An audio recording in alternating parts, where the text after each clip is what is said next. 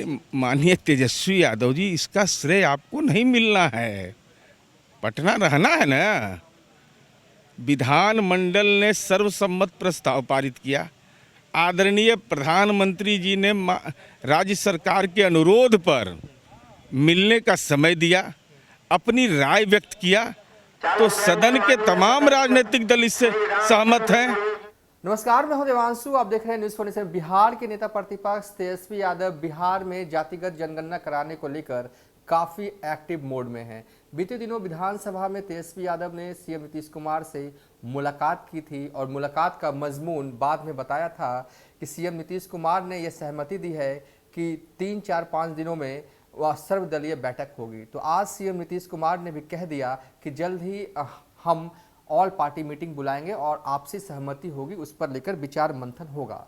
लेकिन सवाल ये कि क्या तेजस्वी यादव जातिगत जनगणना को लेकर माइलेज लेने की कोशिश कर रहे हैं? बिहार में ये दिखाने और बताने की कोशिश कर रहे हैं कि इस मुद्दे को लेकर वो काफ़ी एक्टिव हैं और सरकार पर दबाव जो कुछ भी बनाने को लेकर करना पड़ रहा है वो कर रहे हैं। हम ऐसा इसलिए कह रहे हैं कि जेडीयू लगातार ये कह रही है कि तेजस्वी यादव इस मुद्दे पर एक तरह से कह सकते हैं कि माइलेज लेने की कोशिश कर रहे हैं, लेकिन जबकि ये मुद्दा जेडीयू का शुरू से रहा है। 2 बार बिहार विधानसभा, एक बार 18 फरवरी 2019 तो दूसरी बार 27 फरवरी 2020 को बिहार विधानसभा से ये पारित हो चुका है और पारित किसी ने नहीं, नीतीश सरकार ने करवाया था। जबकि तेजस्वी यादव लगातार इस मुद्दे को लेकर एक तरह से कह रहे हैं कि नीतीश सरकार पर घेर रहे हैं और दबाव बना रहे हैं कि बिहार सरकार जो है अपने पैसे से जातिगत जनगणना करवाए। सबसे पहले नीरज कुमार का वो बयान सुनिए, उसके बाद फुल डिटेल में हम आपको समझाएंगे और बताएंगे आखिर क्यों बिहार के लिए जातिगत जनगणना ज़रूरी है और क्यों तेजस्वी यादव हो या नीतीश कुमार चाहते हैं कि बिहार में जातिगत जनगणना हो। और जिसकी पार्टी केंद्र में सत्ता में है उस पार्टी भी राज्य में ये कहती है कि जातिगत जनगणना से उन्हें परहेज नहीं है। बिहार के बीजेपी के कई नेता ये कह भी रहे हैं। सबसे पहले नीरज कुमार का ये बयान सुनिए।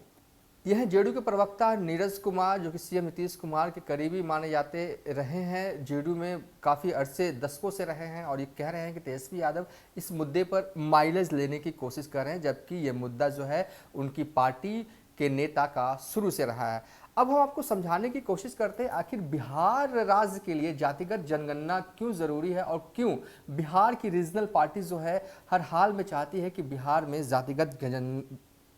में जातिगत जनगणना हो। दरअसल आपको बता दें कि बिहार जैसे राज्यों में क्षेत्रीय दल काफ़ी मजबूत स्थिति में है, चाहे आरजेडी हो चाहे जेडीयू, दोनों दल जो हैं वो काफ़ी मजबूत स्थिति में है और जेडीयू की तो बजाबता सरकार चल रही है। उनकी राजनीति जो है वो जातिगत आधारित है। दरअसल तेजस्वी यादव की पार्टी आरजेडी हो या नीतीश कुमार की पार्टी, ये दोनों दलों की राजनीति जो है ना वो एक तरह से कह सकते हैं कि जाति पर आधारित है। वैसे भी देश की राजनीति में पिछड़े वर्ग का दखल जो है पहले के मुकाबले बढ़ा है। एक अनुमान के मुताबिक बिहार में ओबीसी की आबादी जो है वो 26% है। नीतीश कुमार की पार्टी जेडीयू को अति पिछड़े वर्ग की जातियों के अलावा ओबीसी में यादव को छोड़ अन्य जातियों का साथ मिलता रहा है।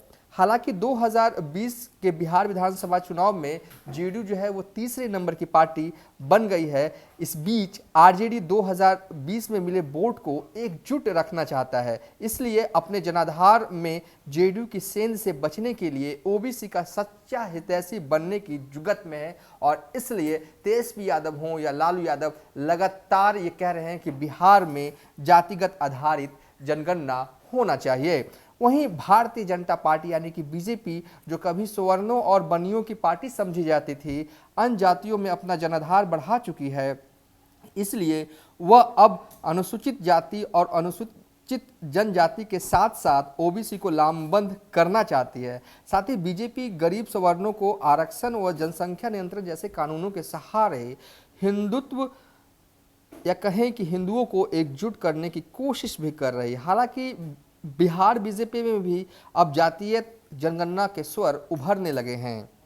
बीजेपी कोटे से मंत्री, भूमि सुधार मंत्री रामसूरत राय हों या संजय जायसवाल लगातार कह रहे हैं कि अगर बिहार में सरकार करवाती है जातिगत जनगणना अपने पैसे से तो उन्हें कोई परहेज नहीं है। लेकिन जिस तरह की अब ऑल पार्टी मीटिंग होगी पार्टियां जो हैं बिहार की अलग अलग राय देगी ऑल पार्टी मीटिंग में, लेकिन उससे पहले ये सवाल उठने लगे हैं सियासी तौर पे, क्या तेजस्वी यादव हों या Lalu Yadav, all party meeting का नतीजा जो भी रहे, लेकिन क्रेडिट लेने की ये होड़ अभी से ही हो रही है कि जातिगत जनगणना जो है उनके दबाव में करवाया जा रहा है। हालांकि जेडीयू कह रही है कि तेजस्वी यादव क्रेडिट लेने की कोशिश कर रहे हैं, नीतीश कुमार तो पहले से ही चाहते थे कि जातिगत जनगणना हो, वहीं तेजस्वी यादव समय समय पर या कहें कि 3-4 दिनों के अंतराल के बाद वो बयान देते हैं या ट्वीट करते हैं कि जातिगत जनगणना होना चाहिए, एक तरह से दबाव बना रहे हैं। ये गलत नहीं है, तेजस्वी यादव लगातार सरकार पर दबाव बना रहे हैं। बहरहाल ऑल पार्टी की मीटिंग पर हमारी नज़र बनी रहेगी। इस मीटिंग में क्या कुछ होता है, क्या Nitish Kumar all party meeting के बाद ये तय करते हैं कि बिहार सरकार जो है वो अपने पैसे पर जातिगत जनगणना करवाएगी। फिलहाल अभी तक के लिए इतना ही। आप देखते रहिए न्यूज़ फॉर नेशन।